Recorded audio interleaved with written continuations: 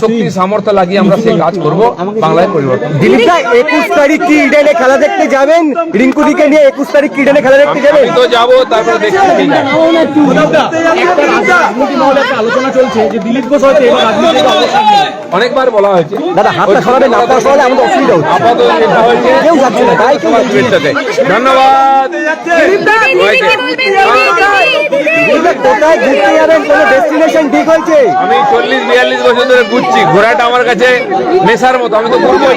দেশে না বিদেশে? কোথায় যাবে? কোথাও বিদেশ কেন, দেশে এত সুন্দর জায়গা আছে।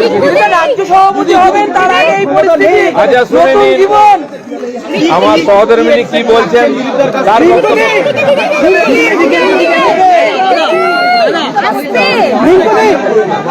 জোরে বলো।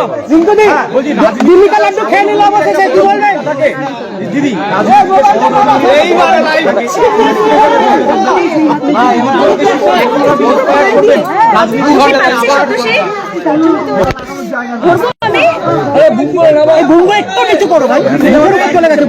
ফটো নিচ্ছে, কোথায় গেল?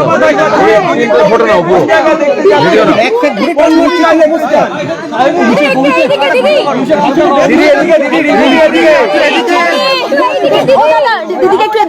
আপনারা কথা বলুন।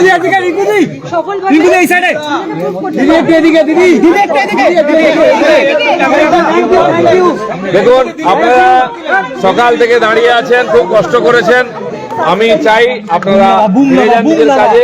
সবাই এসেছেন, সবাইকে আমার তরফ থেকে ধন্যবাদ। আগামী দিনে আবার দেখা হবে, কাল সকালে দেখা হবে। আমাদের তরফ থেকে অনেক শুভেচ্ছা।